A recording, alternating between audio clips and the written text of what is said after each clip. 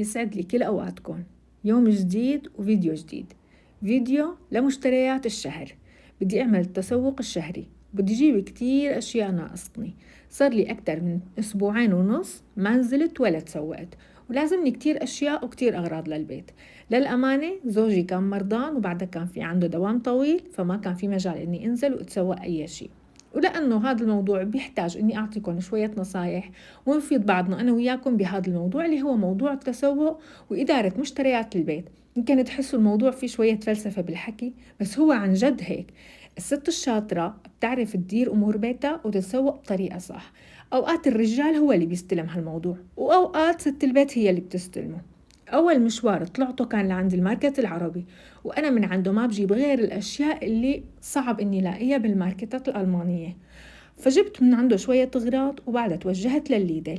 الليدل هو أكتر ماركت أنا بتسوق من عنده، بجيب من عندهم كل شي خضرة وفواكه للبيت، بالإضافة لكتير أشياء تانية. بشكل عام كل وحدة فينا بتحب تروح على مول معين وتجيب أغراضها منه، لكن بالنسبة لإلي الليدل هو أكتر ماركت مناسب وأسعاره جدا منطقية.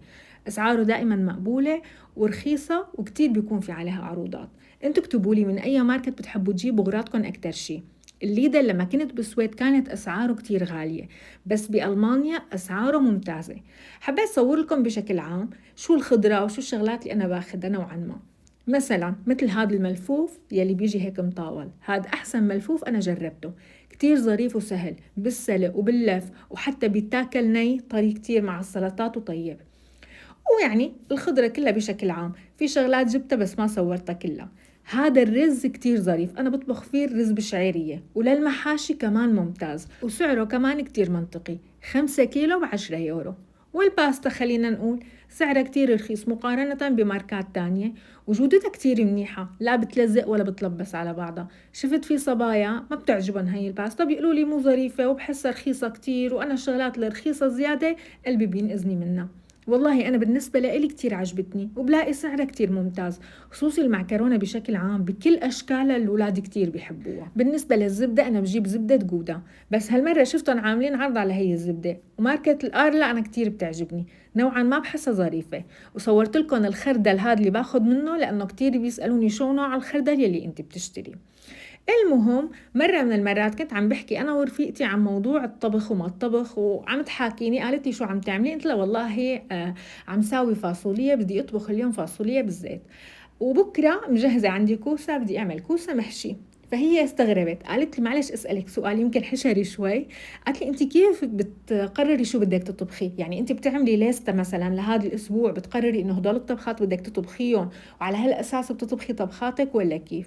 قلت لها الصراحة أنا ما بعمل لا ليستة ولا شيء، أنا بطبخ حسب ما السوق بقرر وحسب الأسعار ما بتكون. قلت لها يعني ببساطة عملوا عرض على الفاصولية بجيب فاصولية وبطبخها، عملوا عرض على الكوسة بجيب كوسة وبطبخها، وعلى هالمقياس بدك تقيسي. أنا ما بجيب بطبخ طبخة إذا كان سعرها غالي، إذا كان سعرها رخيص ومناسب بجيبها وبطبخها. وفي شغلات دائما بجيبها وبخليها عندي بالفريزر، يعني البازاليا، الفول، البامية. هذا عدا عن اللحمة والدجاج، يعني ما في عندي خضرة وما بعرف شو بدي أطبخ، طلع لي شوية صدور دجاج وبطبخهم. وانت لها هيك بدك تقيسي الأمور. فكتير استغربت وقالت لي أول مرة بحياتي بسمع هالحكي، ولا بمرة خاطر ببالي إنه أنا مثلا نظم الأمور بهي الطريقة. قالت لي أنا دائما بكون جاي عبالنا أكلة أو الأولاد بيقترحوا علي أكلة فبجيب أغراضي وبطبخها. أوقات بيجي عبالهم كوسة، بيجي عبالهم أي شيء. قالت لي أبدا ما بفكر إنه سعر الكيلو غالي أو رخيص، وزوجي نفس الشيء. فالموضوع مشكلة الصراحة، لأنه هيك إذا ما بتحسبي بصير تكلفة المصاريف بالبيت على الأكل والشرب كتير غالية، وبصيري من نص الشهر بتنشحطي وما عاد تلحقي مصروفك طول الشهر. قلت لها أنا بالنسبة لإلي هيك بقيس الأمور وهيك بمشي أموري.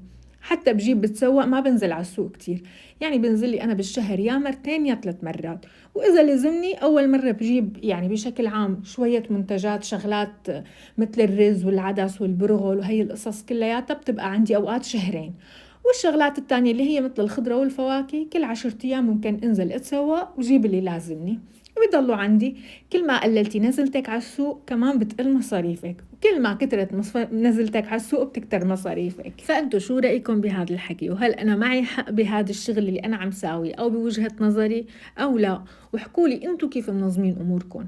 أنا بعرف في ستات هي اللي مستلمة موضوع المشتريات، وفي زلم هن اللي مستلمين موضوع المشتريات، فالموضوع مطاط شوي وكل واحد في عنده سيستم ونظام ماشي عليه. في ناس بتحب تتسوق أغراضها من الماركت العربي، وفي ناس مثلي بتحب تجيب أغراضها كلها من الماركت الألماني، إلا الشغلات اللي يعني ما ممكن إنها تلاقيها عند الماركت الألماني فبتجيبها من عند العربي مثل حكايتي. فخبرونا أنتوا واكتبوا لنا بالتعليقات، لأنه مو بس رح تفيدوني، كمان البنات اللي رح يراجعوا التعليقات رح يستفيدوا من نصايحكم. وصدقوني يمكن أنا أكتر وحدة عم بستفيد من النصايح والكلام اللي عم تتركوا لي إياه. المهم بعد ما طلعنا من الليدل ضبينا الأغراض ورحنا على الكاوفلاند. الكاوفلاند أكيد اللي موجودين بألمانيا أغلبهم بيعرفوه، كانوا عاملين عرض على البردقان. هذا العرض كل سنة بينزلوه براس السنة. بتاخدي سطل وبتعبيه قد ما بيوسع معك بردقان، وبتاخدي السطل مع البردقان اللي فيه ب3 يورو. الصراحة ببلاش السعر وكتير رخيص، يعني هدول ال3 اسطول اللي نحن أخذناهم بيطلعوا أكتر من 8 كيلو. فيعني الصراحة يعني شروة ظريفة. البردقان الحبات صغيرة شوي بس كتير طيبة، يعني بتتاكل أكل وبتنعمل عصير. أنا قلت بنجيبها بنعمل عصير، أنا بحب أعمل جاتو. البردقان بالشتوية كتير كتير بيحبوه عندي بالبيت، وهو بالفعل كتير طيب. فبلشنا ننقي، الله وكيلكم أنا تعبت، يمكن نقيت لي نص سطل، بعدين تعبت له جوزي ما عاد طلع معي حبات بردقان ظريفة. والعالم لأنه ما شاء الله يعني منقين السحارات وهيك، فيعني الشغلة بدها عزم شوي. فإذا كان لسه العرض ساري جيبوا. في ناس بتحب تعملوا عصير لرمضان، في ناس بتعصر وبتشرب حتى لو أكل، يعني بتعرفوا البردقان له روح وبيطول، خصوصي إذا عملتوا مثلي وحطيتوا البردقانات على البلكون، بما أنه هلأ الجو بارد فبيضلوا محافظين على حالهم كأنهم محطوطين بالبراد. المهم عملت هيك فتلة صغيرة بالكاوفلاند. أنا من الناس اللي ما بتسوق من الكاوفلاند للأمانة، في شغلات بسيطة كتير بجيبها. أوقات أنواع من البهارات، أوقات بيكونوا عاملين عروض على شيء من الفواكه من الخضرة بجيب.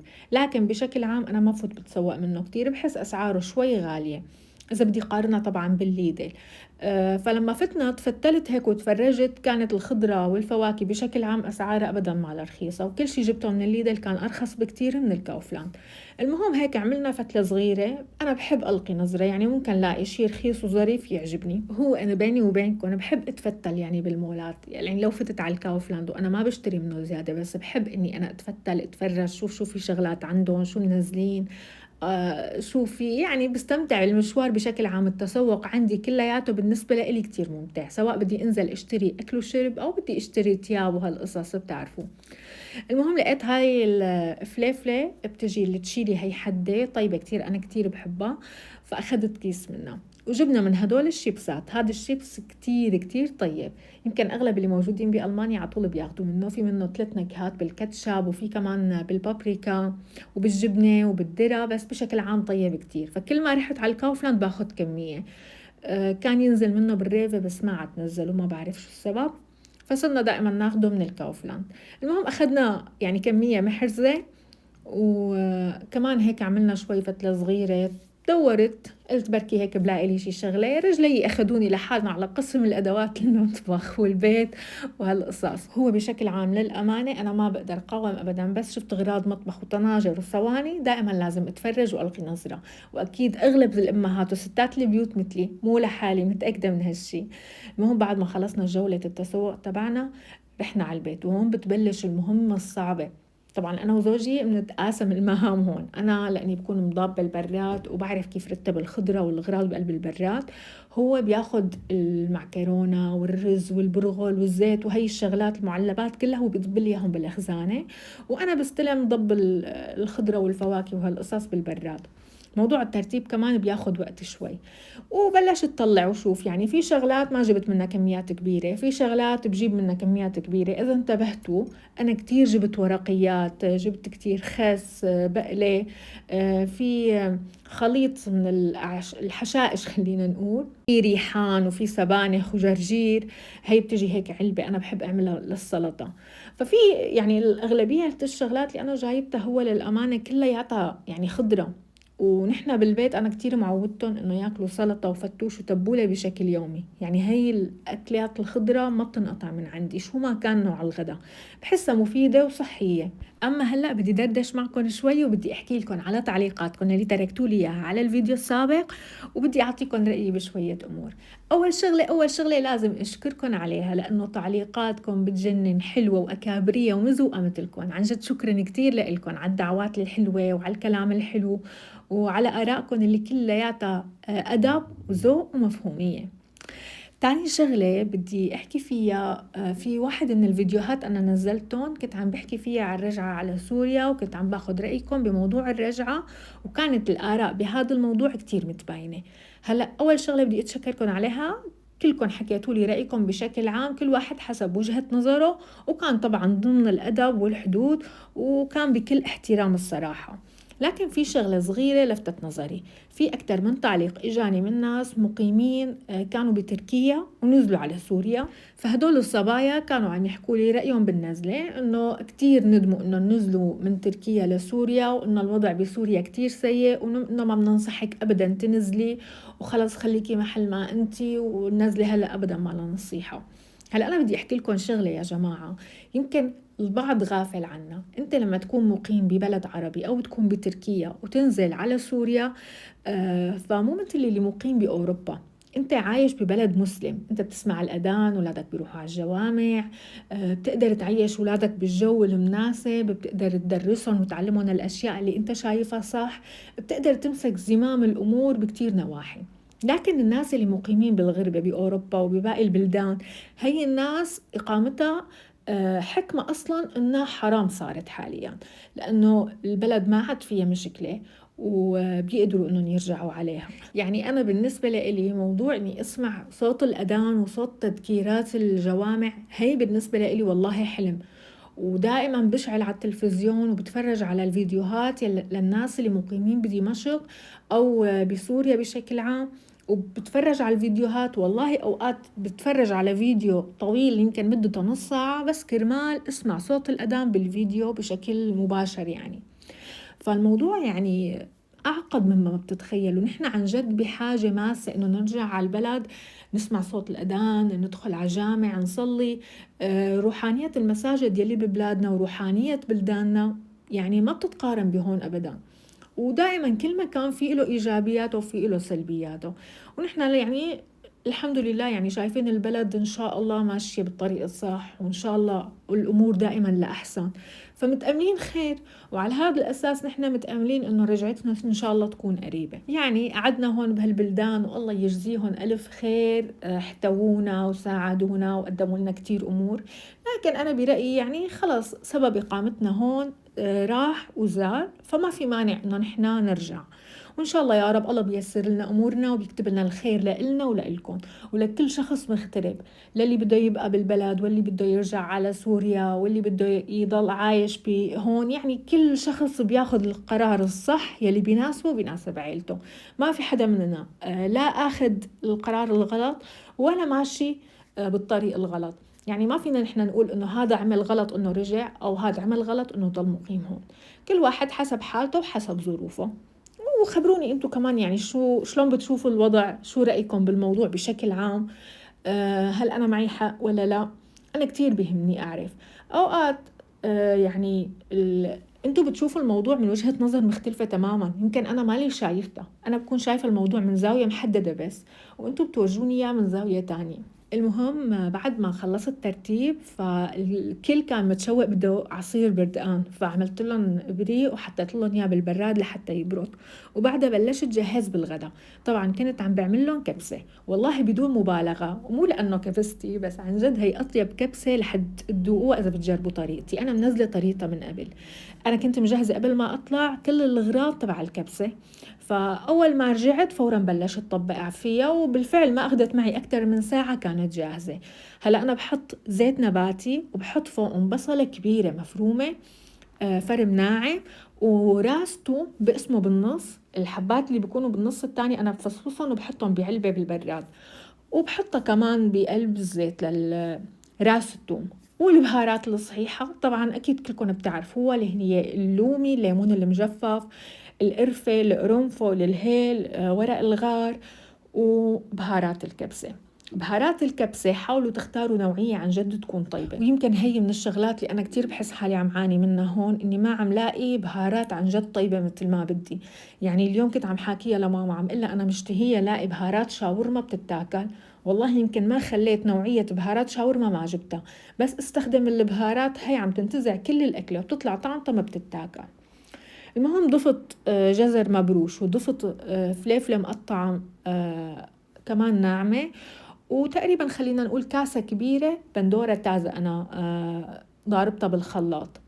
بقلبهم مع البهارات، وبحط مع البهارات كمان بابريكا، وبحط أنا 7 بهارات، وبضيف كركم والملح والفلفل الأسود أكيد، وبقلي الدجاج بقلب التتبيلة. بحاول بعد شوية تتبيلة وخليه هيك يتحمر بالزيت. هلأ هي الطريقة والله يا بنات أنا أخذتها من بنت سعودية يعني، وأغلب البنات السعوديات هيك بشوفهم بيحضروها للكبسة. وحتى ضفت كمان مية بندورة معلقتين أو معلقة كمان، كتير بتعطي طعمة ولون حلو للكبسة. وضفت لهم شي كاسة ونص مي، وتركتهم يغلوا لهم شي 3/4 ساعة. هلأ الفخاد ما كتير بتطول، يعني تركتهم أنا تقريبا نص ساعة زمان والنار كانت عالية عليهم، لقيتهم استووا تمام. هلأ أنا بدي أدخلهم على الفرن، أنا شايلة الجلد منهم لأن حسيت هيك أنظف لي وأسهل لي بالطبخ، بس بدي أدخلهم على الفرن يعني هيك مثل يتشمعوا شوي، ما بدي إياهم يتأمروا ويقسوا من برا، بس هيك ياخدوا لون خفيف. وبعدها ضفت الرز على الصوص تبع الكبسة. حسيت الصوص تقيل وبدها شوية مي، فضفت لهم تقريبا كاسة. هو الموضوع تقديري يعني، بدكم تقدروا. والرز أنا مالي نقعته، بس غاسلته ومخليته على جنب الصراحة، فإذا لاحظتوا كانوا ناشفين، فأنا اضطريت إني أنا أقلب الطاجونة بقلب الطنجرة لنزلوا الرزات. وبس غلا الرز ونشفت ميته. حسيت المي نشفت زيادة، فضفت له شوية مي وهديت تحته، وخليت النار هادية تحت الكبسة. وبس والله بعد تقريبا أخدوا معي حوالي نص ساعة، كان مفلفل فلفلة، وبالفعل طلعت بتشهي. هلأ يمكن الإضاءة شوي عطيتها لون أفتح للكبسة، لكن هي أغمق شوي لونها على الواقع، وطعمتها عن جد ما بتنتسى. يعني إذا في أي إضافة أنت ما بتضيفيها عن جد جربيها بهالطريقة. وضيفي الشي اللي أنت ما بتضيفيه بالعادة، رح تاخدلك الكبسة لطعم تاني تماما، وكتير رح تتغير نكهة الكبسة بس تحضريها بهي الطريقة. أوقات إذا عندك مرقة سلق دجاج كمان ضيفيها عليها بدل ما تضيفي مي، كتير بتعطيها طعمة طيبة. أنا غالبا لما أسلق دجاج أو أسلق لحمة فبيبقى عندي من المرقة، فأنا الصراحة بصفيها وبحطها بأكياس بالفريزر. إذا احتجت بهيك طبخات فبضيفها عليها، كتير بتعطي طعمة طيبة. حتى المندي، الفريكة، أي طبخة بطبخها بضيف عليها من المرقة. إذا كنتم مجربين الكبسة على طريقتي بالله عليكم تكتبوا لي إذا عجبتكم ولا لا، وإذا بالفعل كل شيء أنا مطبقته فيها أنتم عاملينه نفس الطريقة. أنا من زمان منزلة الطريقة تبع الكبسة تبعي، وكتير في بنات استغربوا من إني ضفت توم، كتير استغربوا إني ضفت مية بندورة، وفي بنات استغربوا من الجزر، فكان في شوية نقد وحكي على الموضوع. لكن صدقوني كتير بتطلع طيبة، والطعمة بتطلع عالمية والله وبتشهي. طبعا طلعت مفلفلة فلفلة، والطعمة يعني يا ريت فيني عن جد اني ذوقكم اياها. انا عملت هون 3 كاسات ونص بالضبط رز.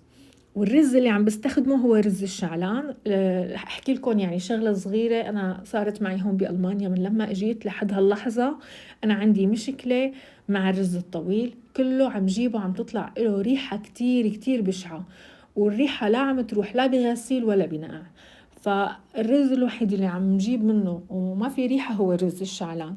صح الحبة ما عم حس انها طويلة مثل ما بدي، بس كطعمة يعني عم يطلع طعمه وشكله مقبول. هون جهزت السلطات. هي السلطة أولادي بيحبوها، لكن عملت لإلي طاجونة سلطة أنا بحبها، حطيت فيها جزر وملفوف أحمر وخيار وخس، وشفتوا هي الحشائش المشكلة اللي أنا جبتها اللي فيها ريحان وجرجير وسبانخ. والصوص تبعها عبارة عن توم وخل البلسمك ودبس رمان وشوية عصير ليمون، وحطيت لها كمان شوية زيت زيتون. كتير طيبة هي الطريقة. طبعا أنا ما ضفت بندورة، ما بدها بندورة. أنا هي السلطة هيك بحسها بتطلع كتير أطياب وكتير لذيذة. وهون سكبت لهم هالكبسة وكانوا مطفيين طفي من الجوع. ففعلا كانت بتشهي، بتمنى عن جد تجربوها، والله كتير كتير رح تعجبكم. وبتمنى انه يكون الفيديو عجبكم وكان ممتع لإلكم. كان بودي صور لكم اكثر واخذ واعطي واستمتع معكم اكثر بالحديث، لكن ما كان في مجال ابدا اني صور اكثر من هيك لانه كانوا كتير جوعانين. فانا بالفعل صورت وانا عم بسكب الاكل، واخذت لكم هيك لقطة سريعة للكبسة بعد ما جهزت، وخلص هون وقفت التصوير وصار لازم ودعكم. لا تنسوني من صالح دعائكم، ولا تنسوني من تعليقاتكم الحلوة ومن دعمكم الحلو، وانتظروني بفيديوهات جديدة. بأمان الله.